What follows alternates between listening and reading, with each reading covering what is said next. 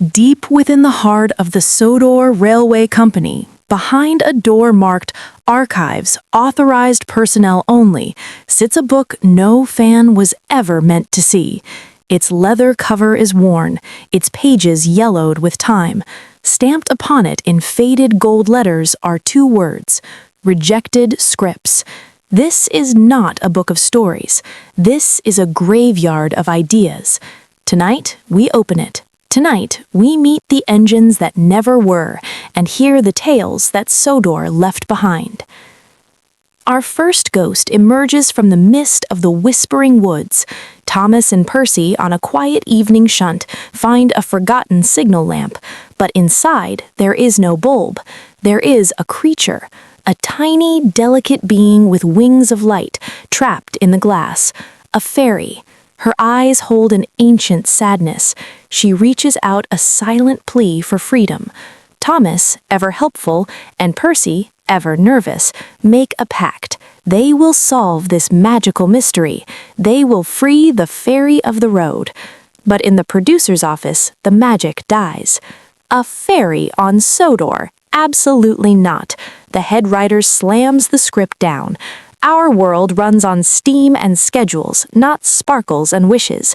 A red stamp falls like a guillotine blade. Rejected. The fairy's prison remains eternal. Thomas and Percy never solve the mystery. The magic is filed away, forever locked in the dark. From magic, we descend into the grim, oily shadows of the Diesel Works.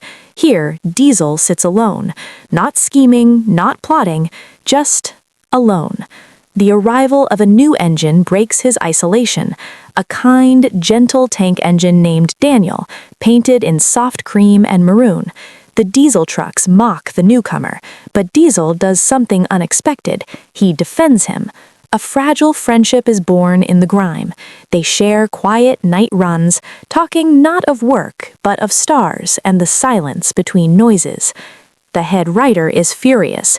Diesel does not make friends. Diesel is conflict. The script is torn apart. Diesel is not soft. He is hard. He is anger.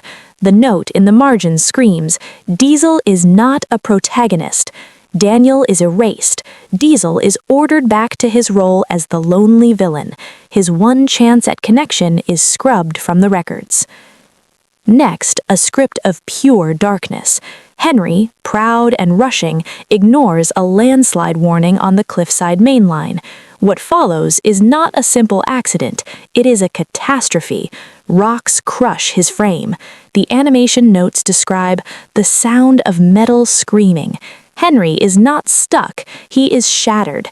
The story follows his agonizing piece-by-piece reconstruction in the surgery shed, his psychological terror of returning to the rails. It is a story about trauma. The producers are horrified.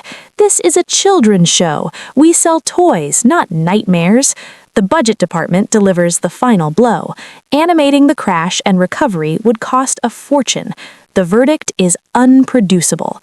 Henry's trauma is deemed too expensive and too frightening to ever be shown. His breaking point remains a secret. Then a vision of the future glides into Croven's Gate. Angelica, the Silver Streak, a streamlined masterpiece of gray and red. She is faster, smarter, a hero of sleek efficiency who saves James with breathtaking precision. She is everything the future could be. But in the marketing meeting, they don't see a hero, they see a toy prototype. The paint will chip, the parts will break. It's too complex, too expensive to make. Angelica is rejected not for her story, but for her manufacturing cost. Her heroism is shelved, a future canceled by a spreadsheet. Finally, the genre itself breaks. A monstrous robot engine, Mecha Diesel, clanks onto Sodor, controlled by a cackling mad scientist. Thomas must use his wits to defeat this sci-fi nightmare. The producers watch the test reel in stunned silence. Then the head writer reaches over and turns the projector off. The room goes dark. No words are needed. The message is clear. This is not Sodor. Robots and ray guns have no place here. The rejection is total, absolute. Music swells, then becomes quiet, reflective. The fat controller closes the heavy book. The ghosts return to their pages. The fairy fades into sparkles. Daniel vanishes into the fog.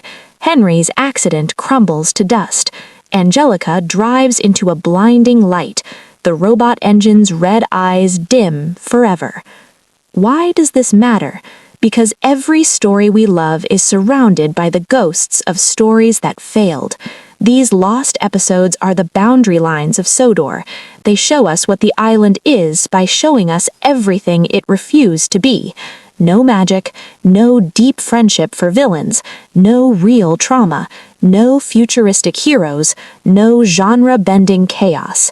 Sodor chose to be a world of gentle lessons and familiar faces, a safe, consistent, beloved world. But for a moment, in these lost pages, we saw what could have lived in the shadows. We heard the whisper of the tracks not taken. And that whisper is the most fascinating story.